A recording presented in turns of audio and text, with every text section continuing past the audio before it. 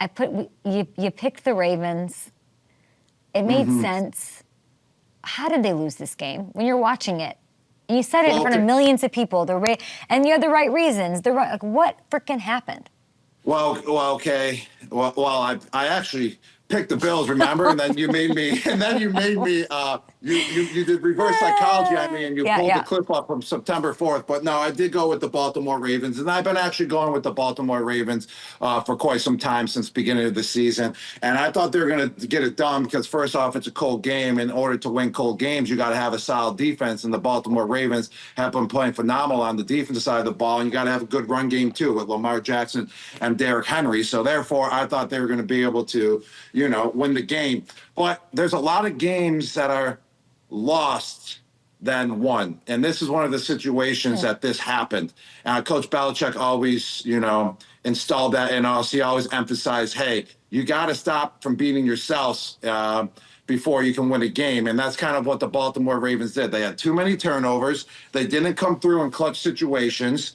And that's basically why they lost the game. I mean, drop passes, interceptions, and fumbles. You're not going to win when Buffalo has no turnovers and you have that many turnovers. It's just as simple as that. But what do you do? Because arguably they have the best team in football.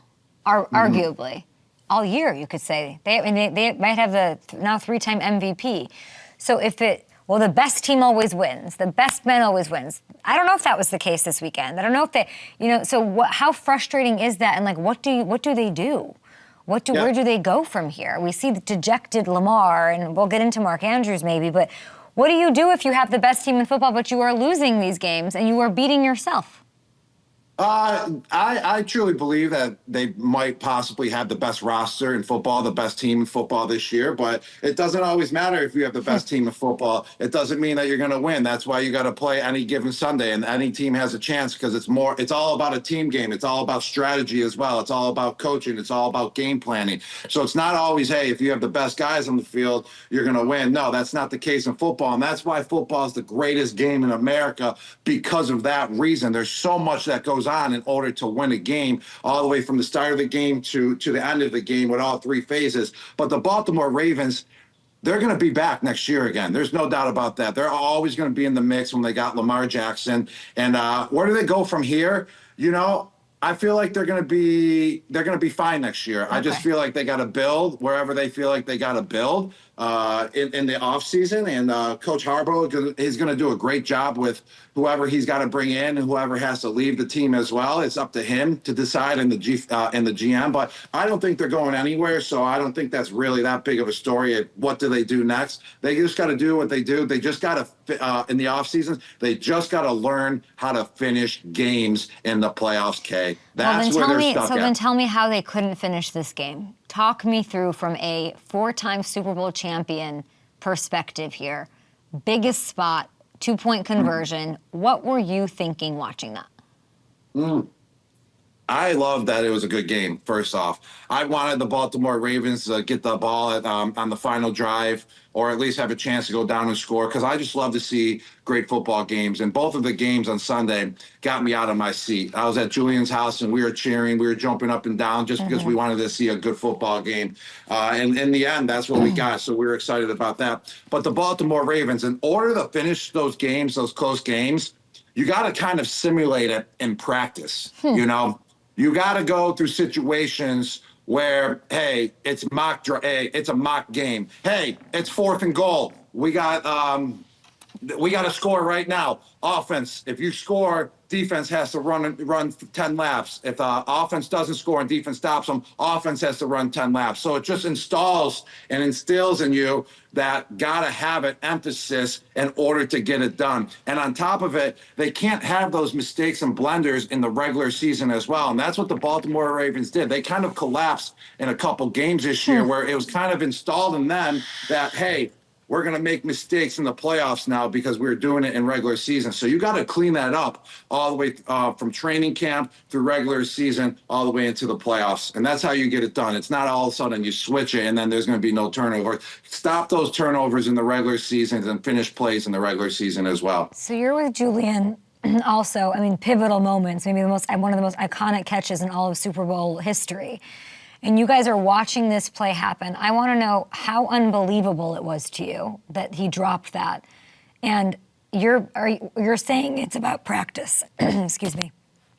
Yeah, practice those big game situations with simulations, and then also, you know, you gotta talk about big moments so you're ready for the big moments. I remember when we were with the Patriots, plenty of times we brought up games from the past of big championship games and big Super Bowl games of people making clutch plays, and then it just starts installing you. Hey, if that situation comes to me, I'm going to embrace it and I'm going to make that play. And I've been on teams where plenty of guys made big time plays in big time situations. For example, Julian and the catch, myself. Coming through in Super Bowl moments on 3rd down and 4th down. But you didn't simulate that catch. That catch, right? Like, what do you like? Oh, what? No, we don't simulate the catch, but we simulate the Clutchness? situations.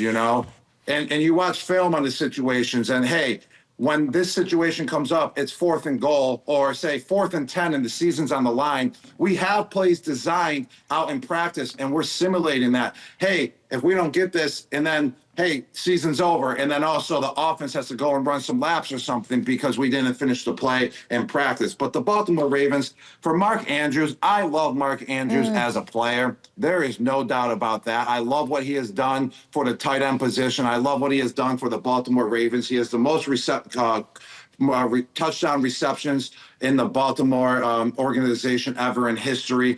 It's just unfortunate what happened, and I'm praying for him, and I'm hoping that Mark Andrews uses this as fuel in the future and comes through the next time his number is called, because I personally don't really know Mark Andrews, but the type of player that he is, his work ethic, to see what he's been doing out there throughout his career, he's going to have another moment in his life. And just praying that he comes through, and he's going to come through the next time that his number is called. Really well said.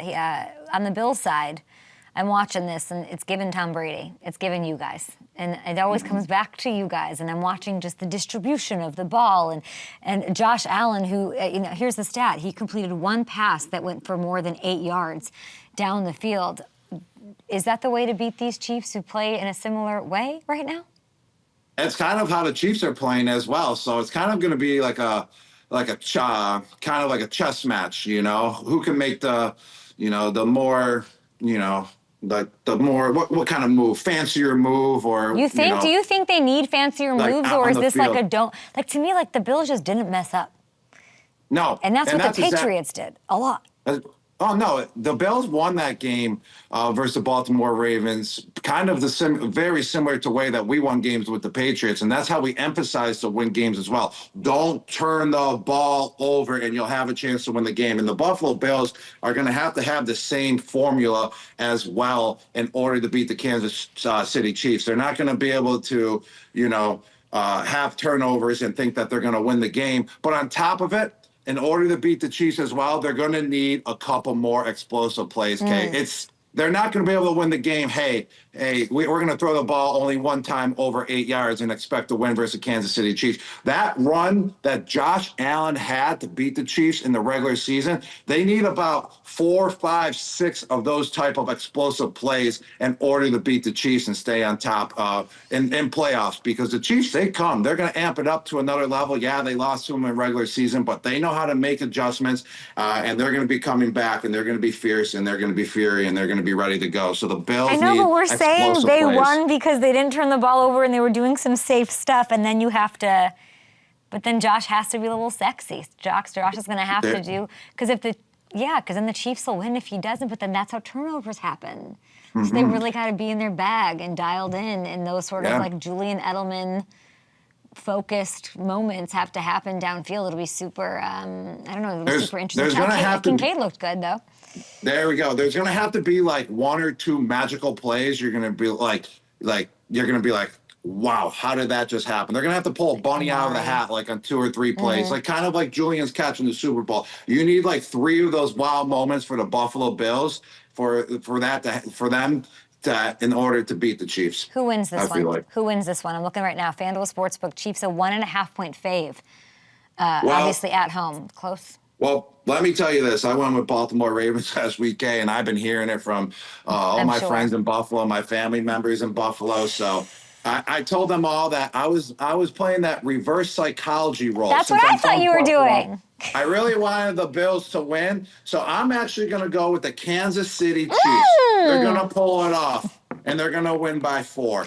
This is the smartest thing you've ever done because now you can say, I picked the Ravens. I was actually thinking that was going to be your spin. I picked the Ravens so the Bills had no pressure and they'd sneak in and win the game. Okay, so you're calling Kansas City, which I love that. It's a safe bet, and you'll be happy if you reverse psychology the Bills into a Super Bowl appearance once more. NFC side, you're going to Philly for this game. Oh, I also know how the Bills can win. How? When they sack Patrick Mahomes, just touch him. Don't do anything more.